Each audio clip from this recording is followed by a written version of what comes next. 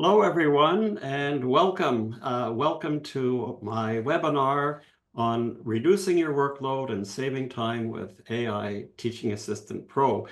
I'm Ron Owston, and I'll be leading the webinar today. I'm Research Associate at Contact North, and I'm responsible for the academic lead of the AI Teaching Assistant Pro and AI Tutor Pro projects, as well as two others, and also Professor Emeritus at York University in Toronto.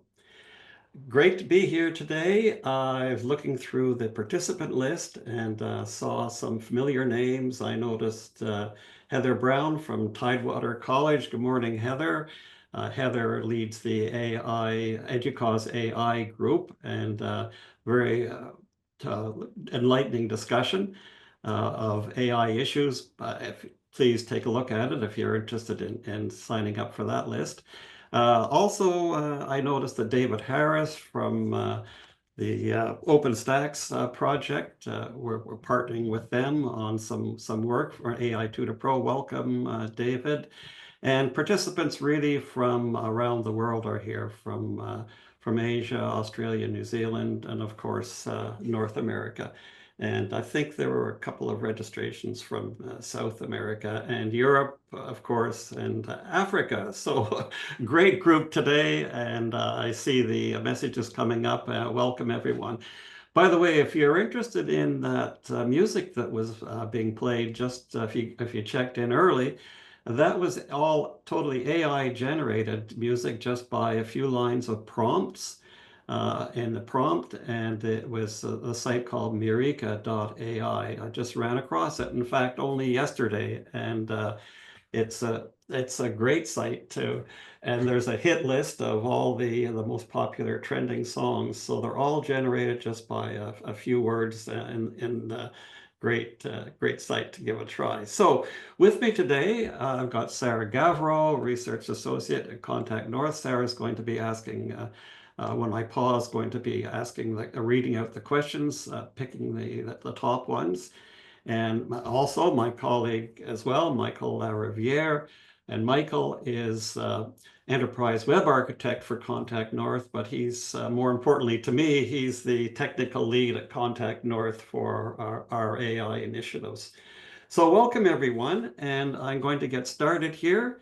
And please post your questions in the Q&A. Michael will be manning the Q&A, and Sarah will be looking at the chats, and some combination of the two, perhaps, depending on how many questions. But by all means, I encourage you to ask questions.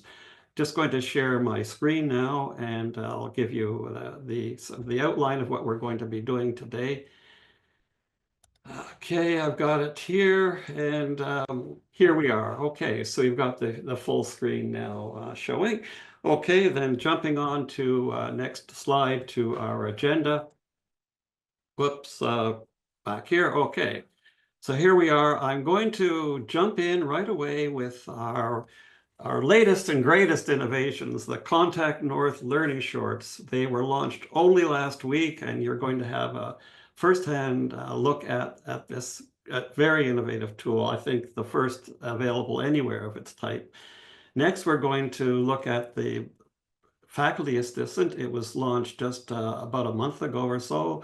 And then I'll take maybe 20 minutes. We'll pause for a good chance for Q&A. And then we'll go back into the AI Tutor Pro tool itself and look at the multiple choice and essay questions in the syllabus tool. And then we'll look at some miscellaneous topics, depending if I miss them or not during the presentation. I'll pick up with them there, and then we'll end with Q&A. So great to be here and great to share with you our tool. I mean, this is a very exciting tool, AI Teaching Assistant Pro. And I want to make the point at the very beginning, this is not a tool to substitute for your teaching assistant. It's a teacher's assistant.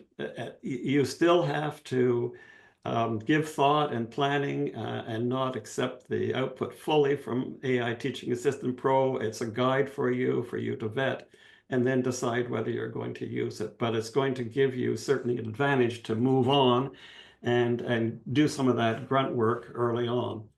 When you come to the site, aiteachingassistantpro.ca, I urge you to first take a look at the what's new. And here I've got a description of Learning Shorts feature, why it's what we're doing with it, and so on, how to access its purpose.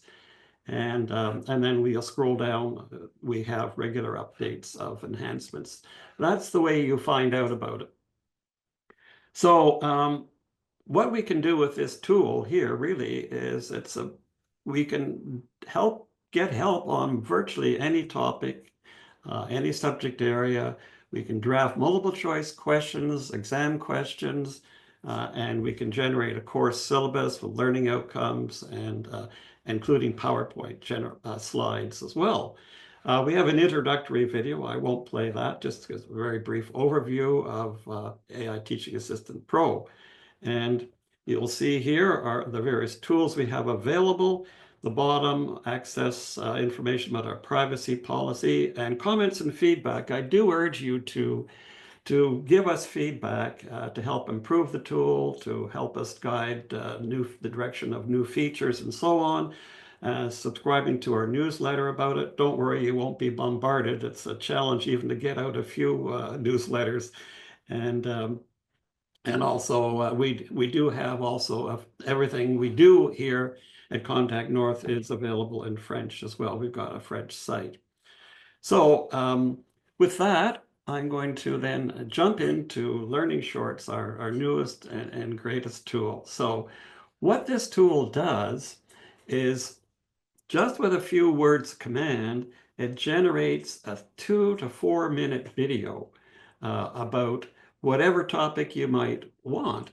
Now, the purpose of this is not for a full-length instruction, but it might be to explain a point that students are struggling with, have them be able to repeat it over and over.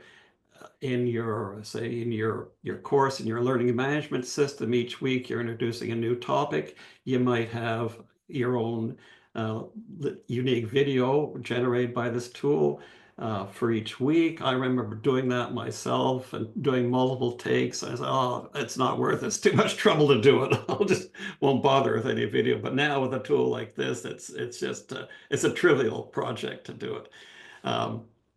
And you might even want to use it, say, in PowerPoint presentations to explain some concept to your audience. So we have 2 templates at this point of avatars who you'll see in action in a moment. We have, this is Z, and we have template 2, different backgrounds. We have Joshua, totally different avatars. So you have to sign in. This is the only place where you sign in. This is a free tool. Earlier, I was saying that we may be charging for that, but we've decided we'll make this available free to all users. However, we will be rationing the use of it because we're afraid of abuse of the tool and the cost that it could incur. So, but now we're awarding video credits, and I'll describe that in just a moment. And you can use those credits to create free videos. First process is to create an account if you don't have one already. But this is free. We're not asking for credit cards. Don't worry. It's a free sign up. So I already had signed in, and so I have my account. I've got 2 accounts, an admin account, and this is my account as a faculty member. So first thing you're going to have to do, you won't see anything listed here. You'll have to request video credits, and I'll do this.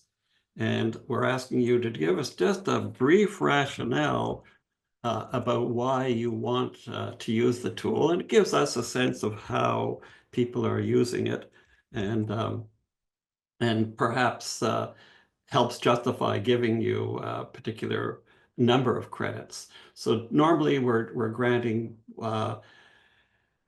we're normally granting 1, 3, or 5, sorry, 5, 6 credits. I guess it is 5, 1, 3, or 5, 6 credits. And so I'm going to say So you give your rationale here, and ideally we'd like you to give a number, how many you would want. Please, in this case, give me 1 credit. Okay. Now, 1 credit means 1 video of roughly 2 to 4 minutes, depending on your topic. And notice that here, when you read the text here, you'll see that you can create 1 video with 1 credit, but say you wanted a longer video, well, you'll have to do it in 2 parts, each one being a credit. So the request gets sent through, and Michael's got his email there. He's going to see the request. And so you see the request was sent. And so I'm at 3 credits now. That should be increasing to 4 credits. But since I have credits now, I can just go ahead and create my new learning short. So this is the process. We begin here. Notice that I point out it'll take maybe 10 to 15 minutes, but you will get an email when it's ready. And also you'll be able to you'll be able to see it when you log in here. You'll be able to download your video, view it, and delete it. And we are committed only to keeping the video stored here for roughly 6 months. So if it's something you really, really want to use, make sure to download it. And yeah, see, if you notice my credits went up to 4. Thanks, Michael, for granting that to me. And anyway, we're going to go ahead with our first learning short. So simple. We want to do type in our topic. Oh, this is one I used here before, I remember. Step-by-step calculation of the standard deviation of a set of numbers. This is something that students, and whether you're teaching like an educational psychology course or a statistics course, students are always challenged by the standard deviation, and people in general. What is it really? You hear it quoted when you hear about this, the mean or median of a group, and what the heck is standard deviation? So here's how we'll explain it. We're going to do this in English. We could do it in French. And we're going to take a look at, I'm going to try, I think, Joshua. Joshua is a pretty convincing avatar, probably one of the most expressive ones that we have available for us. So we've got then our topic, our language, our template, and I'm going to go to next. And now right away, I'm going to generate the script. And what's happening now is the AI is generating a script for us. And once we're happy with that script, then we'll go to next, and that will send it through, and the video will be generated. Here's the script. Slide 1 is going to have a welcoming slide. Slide 2, understanding what standard deviation means, and so on, going all the way through. Real world applications, I see. And the calculation, yeah, I want to make sure it calculates, shows how to calculate. And okay, yeah, it looks like it's going to do a good job here. So let's say I'm happy with that. If you're not happy with it, you have to regenerate. Unfortunately, you cannot edit the script at this point. This is just telling you whether you want to spend your credit on this script here. So I'm going to say, yeah, it looks good to me. So I'm going to go to next, and the warning that once you generate this, you've spent a credit, and it's non-refundable. But you're not paying for it, remember, either. So we'll generate that, and we'll hope that's going to say success in just a moment here. And we'll just wait for it to see. And then once that's the case, I'm going to come back to the tool later on, and we'll look at it and play it. So I'm going to, yeah, okay, successfully created the learning short. Email, let's say it's in about 10 minutes or so. I'll be checking for it. So here it is here. I should see the information in this window, and also I should get an email. So I'm going to go back to AI Teaching Assistant Pro main page.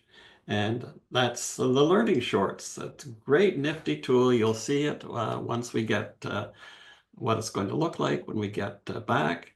And we'll go from there. Okay, so that's the latest and greatest tool. I don't think, I've never seen anything on the market like this, certainly not for free. Great for introducing to your courses these short video clips. Next, I'm going to look at Faculty Assistant. Faculty Assistant, what this does is allows you as instructor to upload a document to AI Tutor Pro. That's our other companion tool aimed at students, at learners, AI Tutor Pro. Allows you to upload a document and then have that in AI Tutor Pro. So again, using the same account, you just sign in if you've created one already, or you can create one here, but it's the same account whether it's for Learning Shorts or not, or this one, it's the same. So I'll sign in back to this, my Learning Shorts account, and I'm going to now go to my assistants. Okay, I don't have any assistants. And I'm going to then create an assistant. There's no credits or anything involved with that. And this one, I'm going to use this one. I like this. I'm an avid sailor, and I race my sailboat. Unfortunately, not now, for another 6 months, probably. But anyway, what I'm going to do is upload a document and assume like let's say I'm teaching a class about sailing. The students uh, will use this document and check their knowledge. Check your knowledge about when boats meet. These are instructions that will appear on the screen when students look at it. I'm going to say protest rules. Also check about protest rules. So let's say we're going to create that. And now, so what I've done is I've created this assistant, but I don't have any document uploaded to it yet. So next I'm going to add a file, and I'm going to browse my desktop here. I know I've got that Racing Rules of Sailing document here. And yeah, World Sailing, yeah, Racing Rules of Sailing. PDF document, 1.7 megabytes, and I'm going to add it. So now what we have here is I've uploaded the document now to AI Tutor Pro, and this link, when I click on that, is going to take me to AI Tutor Pro, and here we have our assistant. So AI Tutor Pro now is going to focus only on that document, and it's going to I'm going to say boats meeting. Yeah, okay. I'm going to ask about that. Now, of course, any document you want, or any series of documents, up to 10 documents. Now, these could be your course notes, readings that students are working on. You can upload them all, give some instructions about what you'd like them to do with it, and then they can go ahead and then practice on their understanding of it. So AI Tutor Pro now is going to launch, and the questions and answers will be based on that. Okay, I can't help with the topic of boats meeting. Okay, I'm going to say opposite tax. There may not be anything directly about that.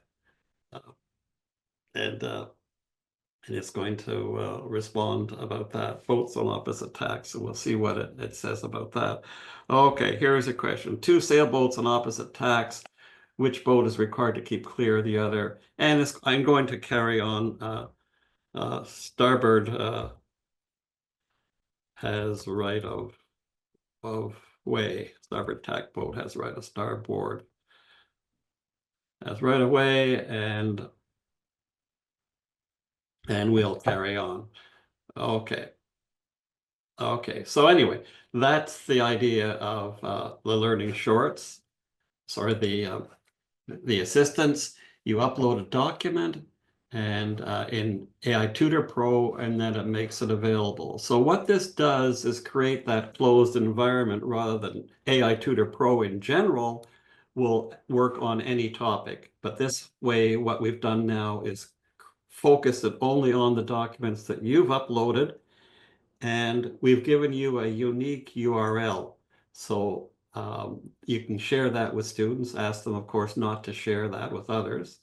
And so important to know when you upload your own documents that This information is not shared with ChatGPT for training purposes. You may have posted some questions about that. No, it's not. So if you will upload your own intellectual property, no, it's not being used. It's not being stored by OpenAI, which we use. So your document is safe, and also it can be deleted at any point, you saw there. So with that, I'll just jump back to our schedule. We're roughly on time here. Yeah, actually, right on time. So I think we'll pause now, Sarah, and see if there are any questions. And I see lots in the chat and so on. So, all right. Well, the first one's from okay. Heather. What LLM does this run on? Okay, yeah, well, that's quite easy. It runs on ChatGPT, and we access ChatGPT by API calls. So we have a web interface and we access ChatGPT. Okay, great. Thanks for that, Ron. Are you able to play one of the videos that you created? Yeah, in fact, I'm hoping it's there now. I will do that as soon as we get back in, and I'm hoping it is. And Michael, you could let us know if it has been generated. So yeah, I'm definitely going to play it. Great, thanks, Ron. Who owns the IP? Well, there's two parts. The IP meaning the IP that's uploaded, I assume you probably mean. That's yours. It's not owned by us. It's not owned by Chat. Like I said, it's not stored by ChatGPT. We keep it on our end, and we send the information to ChatGPT, but it's not stored there. But we don't have any use for it. We don't use it for anything. It's there, and it's your material. As I said, you can delete it at any time. Now the question could also be about the learning shorts as well.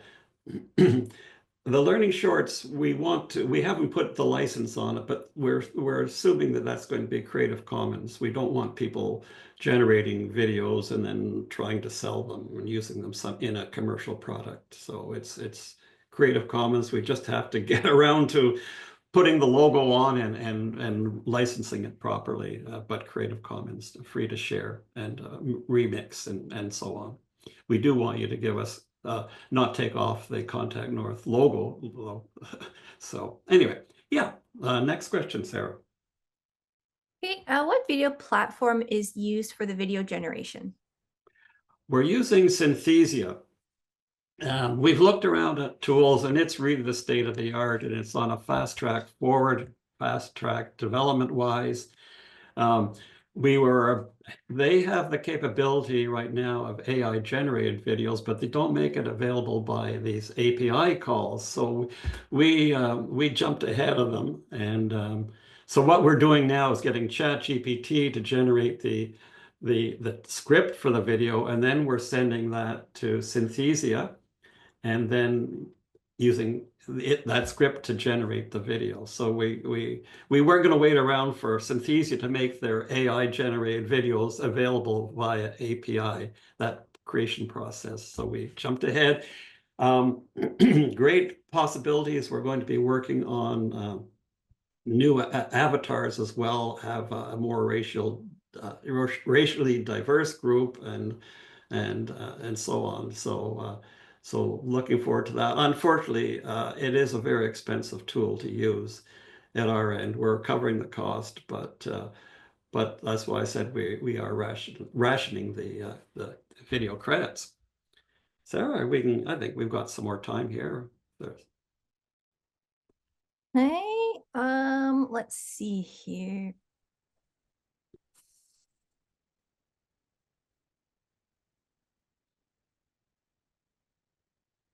Okay, Georgette would like to know if they can integrate the video on Blackboard Ultra. Well, at this point, all you're going to be able to do is post the link. We don't have it as an exportable format, nor are we making the embed code available at this point. We just haven't gotten around to doing that, but our plan would be to do that. But at this point, you can only put the link in, which works fine, of course, but that's as far as you can go. And I noticed a comment flashing by on the screen about Synthesia getting expensive. We were able to be pretty tough negotiators with them, and we have a limit. So, of course, of the number of minutes of video we can generate. So, next, Sarah. Hey, Matt wants to know, does Teaching Assistant AI support API requests? No, in other words, if you wanted to access Teaching Assistant Pro via API, no, we don't have an API available for that. We do have the capability as for uploading documents to it, which you'll see in a short time when I give a demonstration of the quiz generator and so on. Okay, do you have time for one more? Yeah, I think one more, and then we'll be pretty well on schedule, I think. Okay. Stephen would like to know if he can use his slide deck to create a video using the learning shorts. No, unfortunately, you can't use a slide deck. Synthesia itself allows you to do that. Well, not AI generated, but allows you to upload a slide deck, and you've got that as a background. Then you've got to create your own text. But so no, you can't do that. You can only enter a topic. So I think with that, Sarah, we'll just wait till the end for any other questions, and I'm going to carry on. And here's our agenda again. So we're pretty well on time here, I think. Well, yeah, actually 2 minutes early. So this will allow me to go into the Teaching Pro. Where am I? No, okay, we close the tutor. We're in the Teaching Pro. We'll go into Learning Shorts, and I should see my video there. Yeah, it's there. Okay, here we are. So this is the video I generated. I'm just going to view it right away, and I'm sharing whole screen, so the audio should come up. But please, Sarah, let me know if the audio is not quite high enough. Welcome. Today, we're diving into the calculation of standard deviation. Understanding this fundamental concept is essential for analyzing data variations. Let's break down what standard deviation represents in statistics. The standard deviation quantifies the amount of variation in a dataset. A low standard deviation means that data points tend to be close to the mean, while a high standard deviation indicates greater spread. Understanding the standard deviation helps in comparing datasets and understanding how different they are from each other. This can guide decision-making in fields like finance, science, and social research. And I'll jump ahead as we go along here. And he does get image into of the spread in our dataset. the actual After squaring the calculation. deviations, we add them all together. This total helps in determining how far away our data points are in a squared sense from the mean. In the final steps, we'll see how to derive the standard deviation from our previous calculations and interpret its significance. To calculate the variance, we divide the sum of squared deviations by the number of data points minus 1. This adjustment is called Bessel's correction, and it's vital for unbiased estimates. He The goes final all step to the interpret detail here, results and in he the context summarizes of them at the real-world end. data.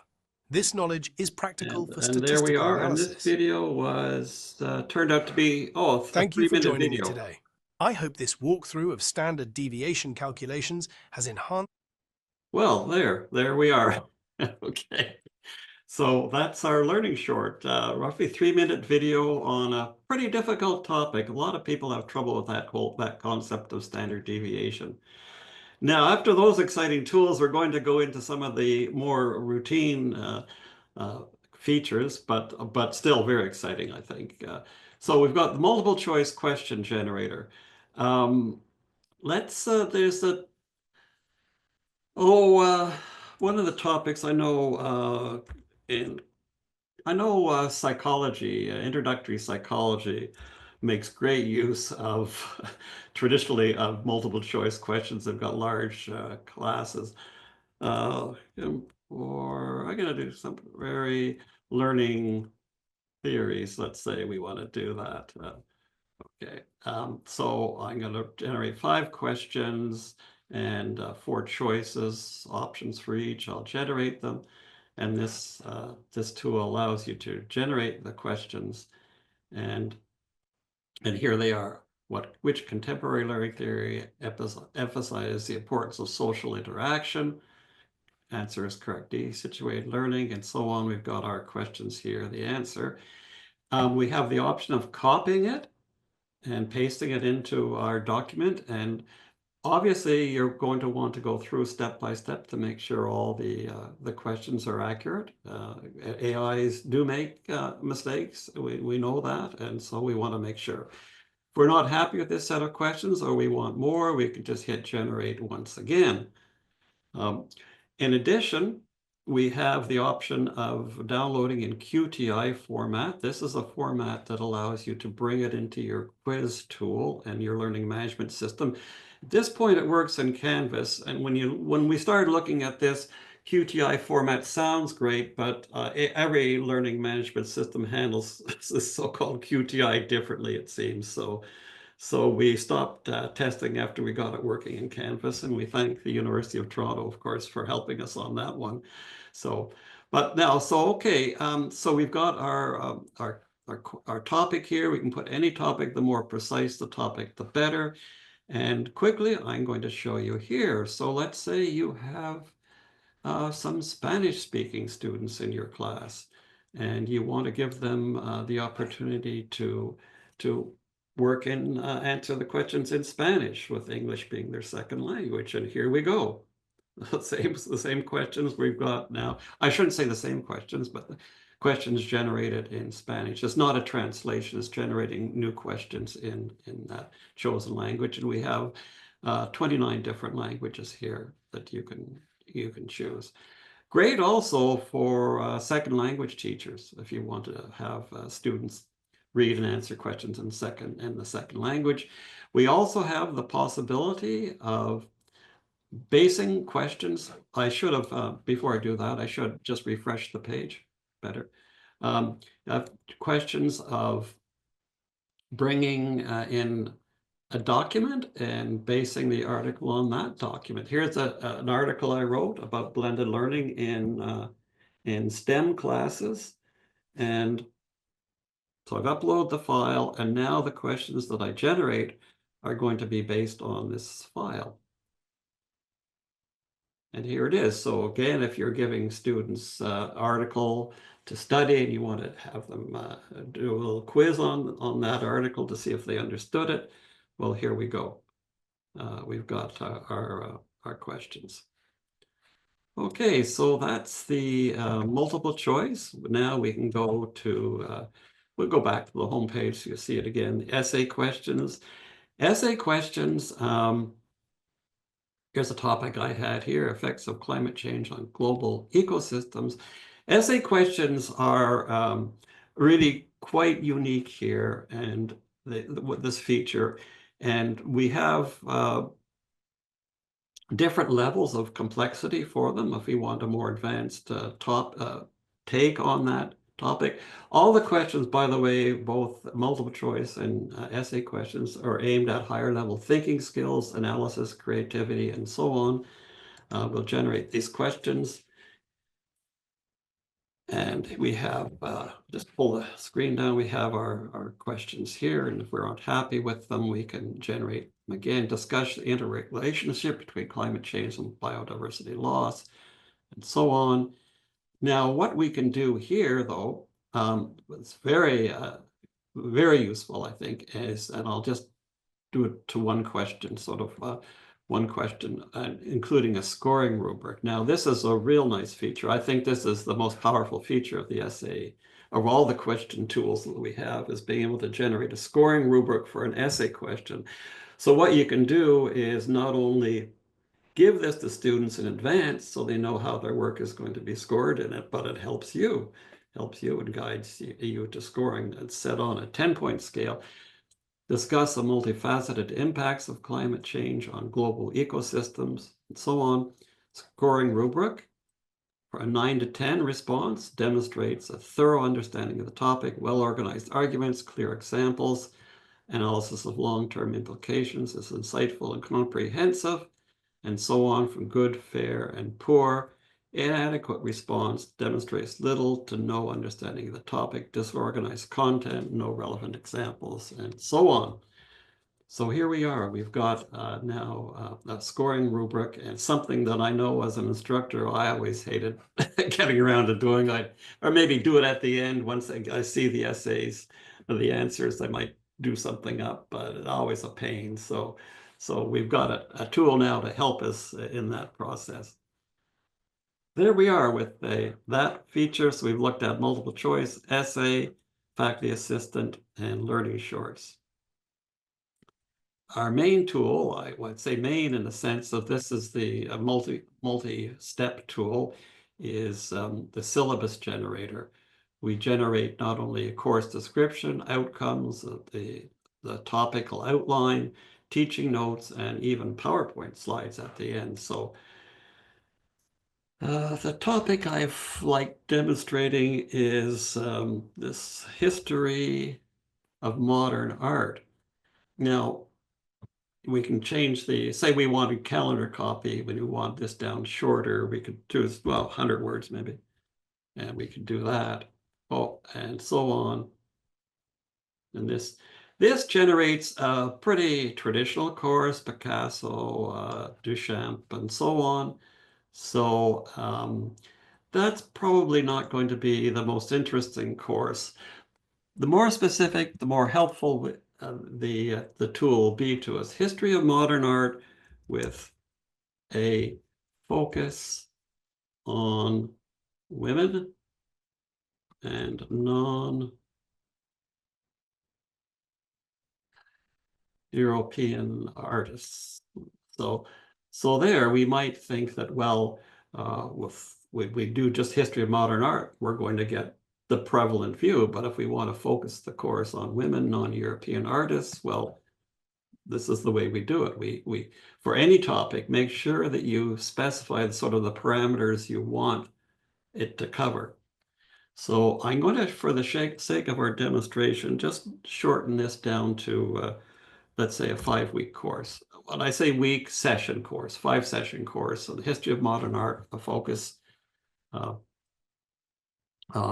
women and non-European artists. And here's our course, History of Modern Art, significant contributions of women and non-European artists.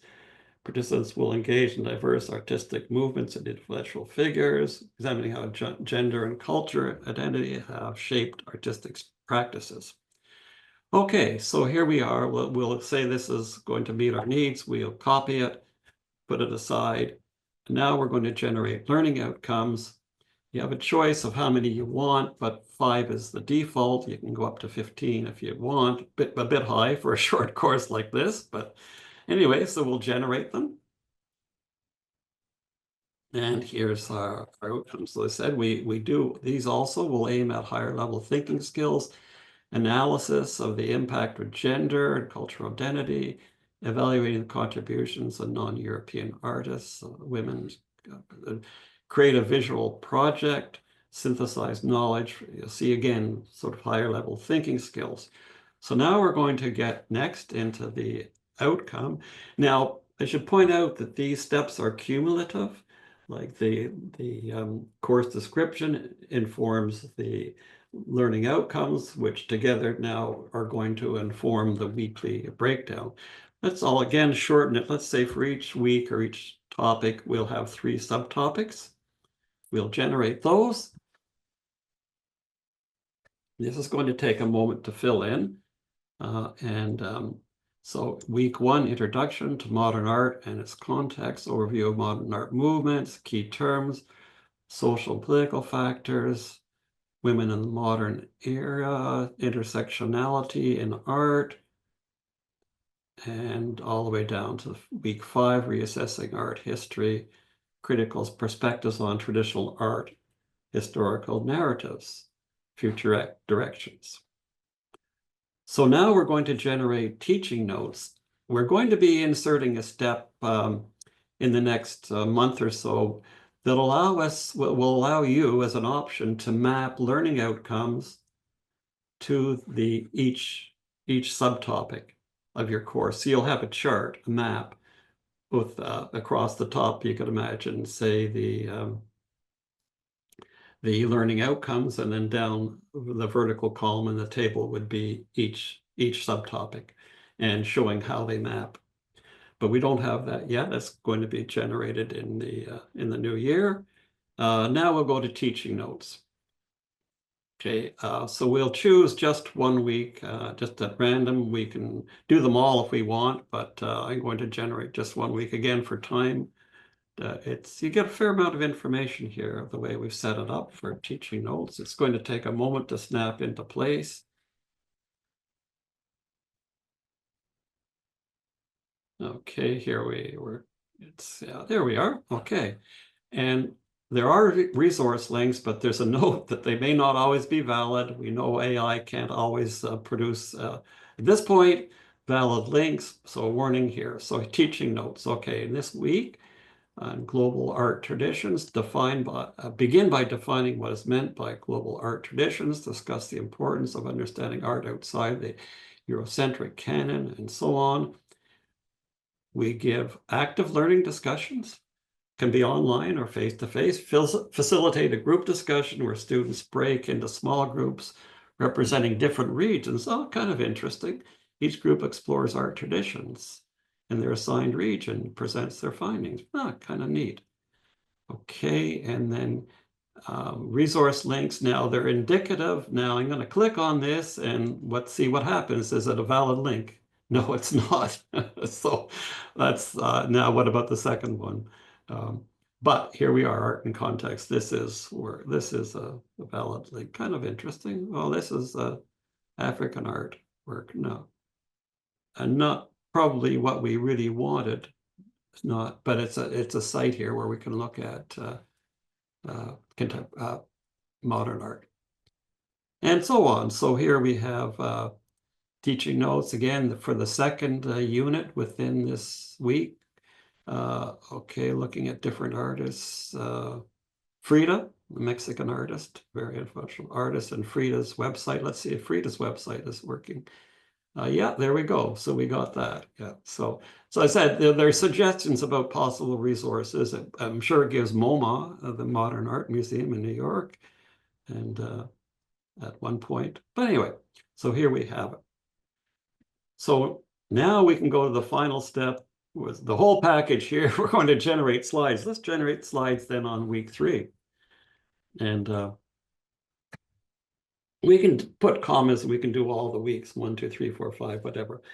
So what we have here is the content of each slide. So for week 3, slide 1 is going to be the introduction to global art. Slide 2, slide 3, slide 4. If we're happy with this, we'll generate a PowerPoint. If we're not, we'll just regenerate. And it points out here that if you want graphics, you can get them from good sources, unsplash.com. So let's say we're happy with this outline here, and they can always be changed after in the slide itself. So we'll download the PowerPoint. So what we're doing now is generating a PowerPoint deck on those slides. So I'm just going to save that on my desktop, and I'm going to open it. And this, oops, yeah. Oh, yeah. Okay, I'm going to enable editing. And here's my PowerPoint. So week 3, we've got the introduction and so on. And you'll see at the bottom here, graphic suggestions, portraits of notable non-European artists, and so on. Each slide would have a graphic suggestion. Not the most interesting, but you can put your own touch to it with your own design, or it's set up so you can use PowerPoint's designer tool. So, and here we go here. We can put this in and so on. We can use each slide now. The suggestion was a world map highlighting art regions. I doubt if that's going to be, oh yeah, well here, well, it's a crude approximation, but there we go. So, and so on. So we can dress up the slides the way we want. Then maybe that's a bit more modern art-like. So, and if we aren't happy, we can see more design ideas and take it from there. Okay, so But I think you get the idea. So we save this and away we go.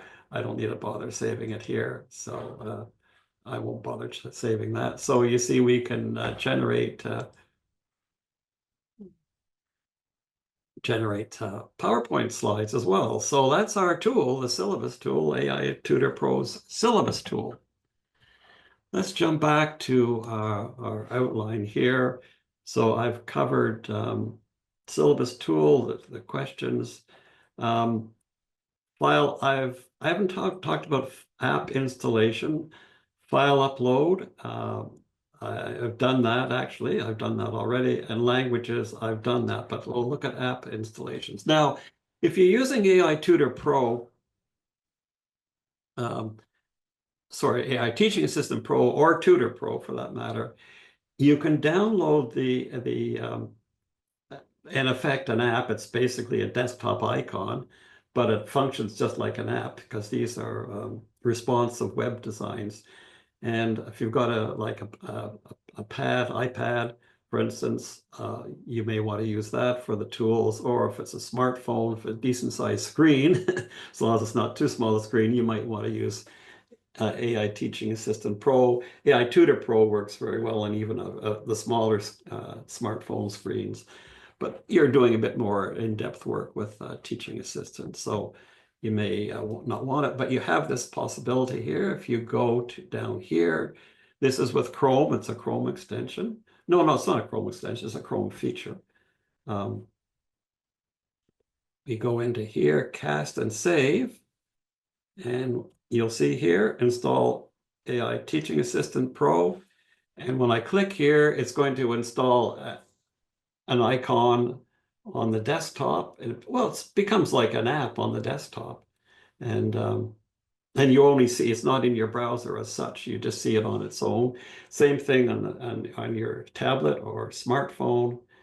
It'll install there. And that's what I use all the time when I'm accessing our tools on both my phone and my iPad. I use that. I install it. And so there you've got it on your desktop. You don't have to bother launching your browser and typing in a URL. So I won't bother installing this right now. So I'll just cancel that. So there we are. I think we've gone back. We've generated our learning shorts. We've shown that, and I think it's time for questions here. And I see there's been lots of chat going back and forth, and I'm not sure about questions themselves. So Sarah, I think we can pause here. But before I do that, I'll just bring up we're right on time here. That. We have a newsletter. When you go to our site and you pop up and you see a pop-up, please sign up for that. Same with AI Tutor Pro. And we do want to get comments, suggestions, and use cases to help us get an understanding of how these tools are being used. It's important to us. And the bottom of the screen where you click here for comments and feedback, that will come to either to me or to Michael. And we'll get back to you.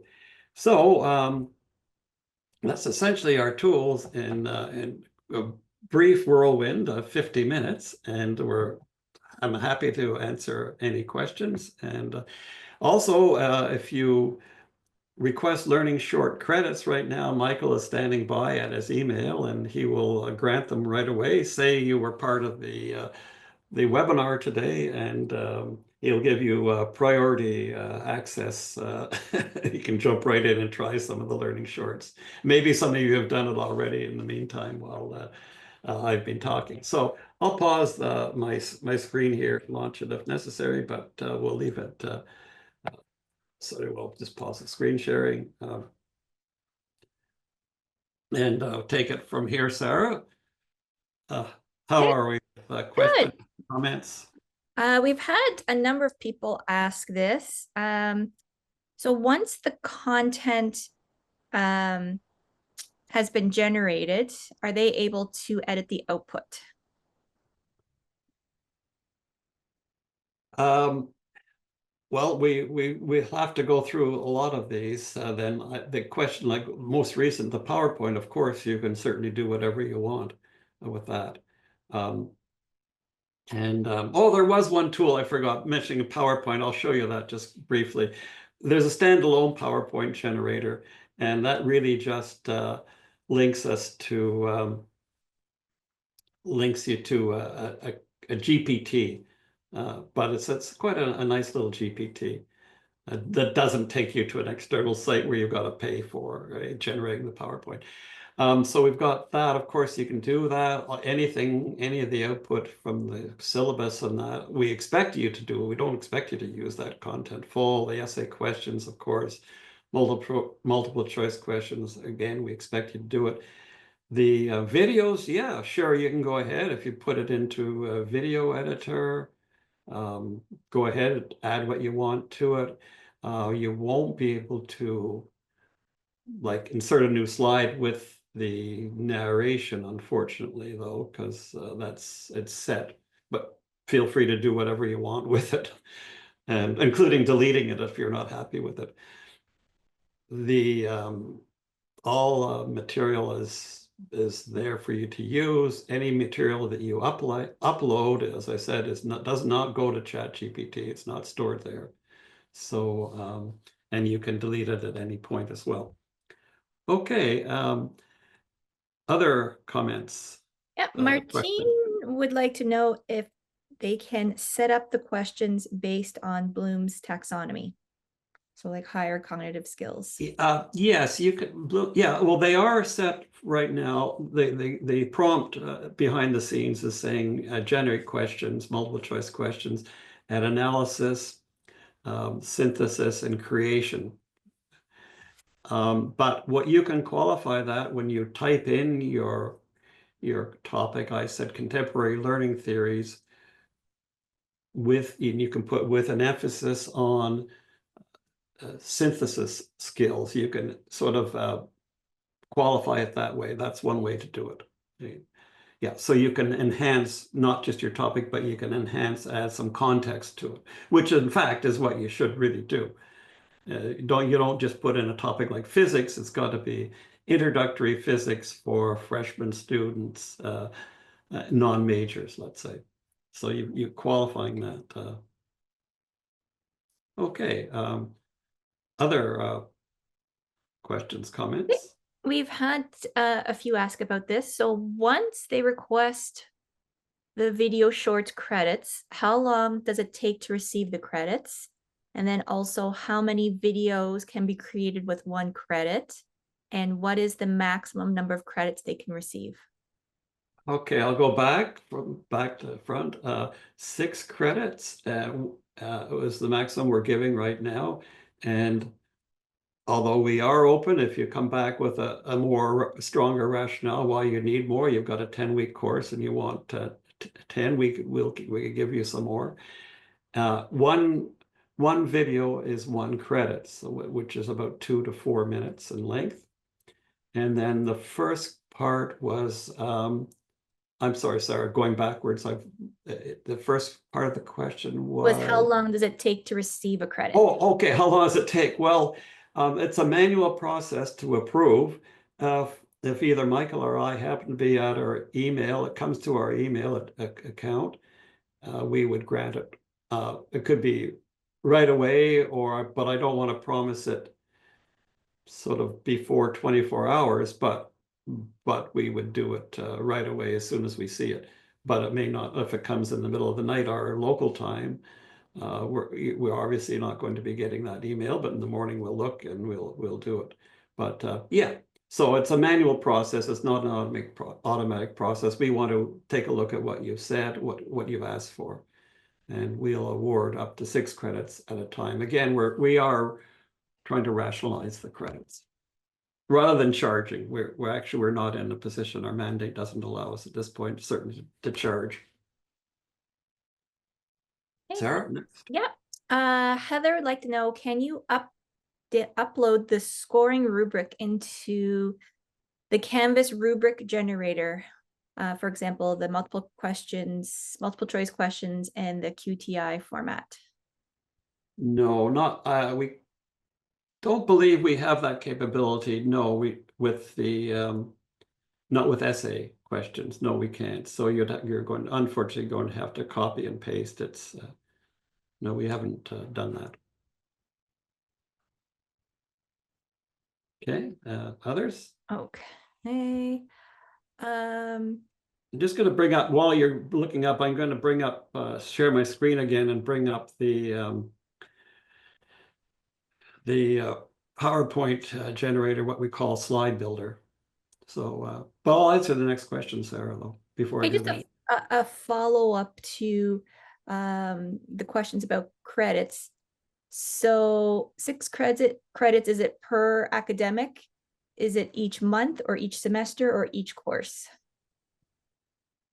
We're tying it to the individual who makes the request. We're not tying it to a course.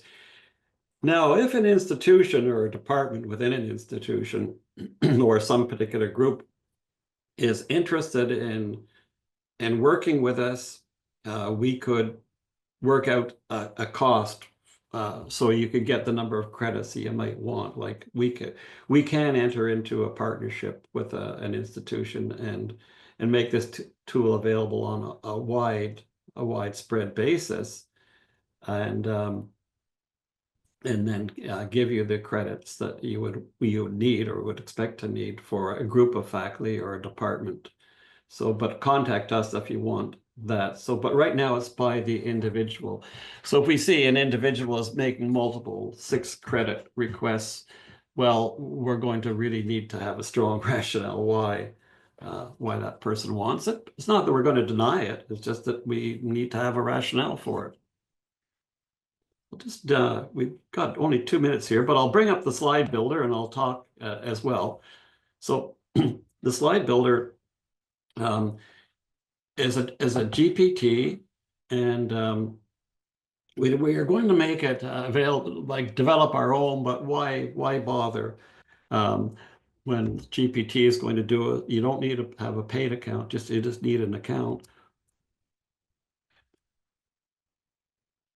Slides on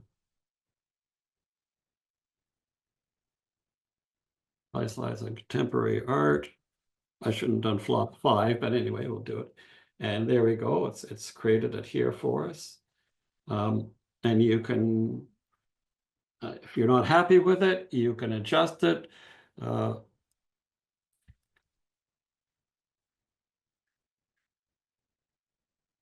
Make only 3 bullet points per slide, and then when it'll do that for you and when you're happy, it's going to generate it and it's not going to download it for you. So this tool that we made is publicly available, and you could access it outside of, if you knew the name and so on, you could access it. And yeah, so I just tell it, yeah, go ahead, and it's going to generate the PowerPoint slide for you, which you can download. And again, put it into the designer tool in PowerPoint. So it's a quick tool that you can access. It's called Slide Builder, and you can find it in the GPT store, in effect. So Sarah, any other questions here? Sure, we have 2 more, then Yeah. I think that will be it. Stay So- around, by the way, if people, I'm not, I've got I know it's on the hour now, but I'll stay around a few more moments if there's questions to make sure people are able to get their answers. Hey, Long would like to know, can we adjust the level of difficulty of all types of questions, including multiple choice questions? If so, how are the difficulty levels defined? Yeah, adjusting the difficulty level, no, at this point you can't, but you would have to do that through the, when you enter the subject line there, you'd have to say at a certain level, at a 3rd year learning level, for instance, try to get at it that way. So no, we don't have an adjustment as such for it. Yeah. Okay. Okay. Next. Does the syllabus tool accept a description I have already written or taken from the program guide? No, it won't accept the existing one, but what I would encourage people to do is, let's say you're teaching a course in January, new course in January, and I'd say run that course topic through the syllabus generator and see if you get any new fresh ideas for your course. It's a great tool for that. Not that you're going to use there, but they say the teaching notes might give you some ideas. Some of the topics it suggests might say, hey, I've missed that topic. I should be addressing that in my course, and so on. So run it through that way. But no, you can't feed in an existing. I was thinking of developing a tool that would analyze existing course syllabi and then suggesting improvements, but haven't gotten around to that yet. So there's only so much I guess we can do. We're short on person hours to do all these things, especially when I'm working only part-time at Contact North. I'm trying to be retired at the same time. So, but this is great work. It's fun. Okay, Ron, this is the last question. Okay. Who can I speak with if I'm having trouble with the QTI.zip file? Well, send the question about the QTI to the link on the bottom of the page. It'll be Michael, or probably Michael will be addressing that. I'm not sure if we'll be able to address your problem, but it should work in Canvas. It doesn't seem to work in D2L, even though they say it does, in Brightspace. But I don't know. It seems like a lot of these so-called standards aren't really standards, unfortunately. So, and whether we want to spend the time and effort into adjusting and trying to accommodate all these, it's hard to know if that's really worth it. Okay, so that's the last question, Sarah? Yep. Okay, well, great. Thank you, Sarah and Michael, for all your work, and thanks everyone for joining in, and hope to hear from you on your use cases, how you're using AI Tutor Pro and AI Teaching Assistant Pro, and all the best to everyone over the holiday season. Bye for now.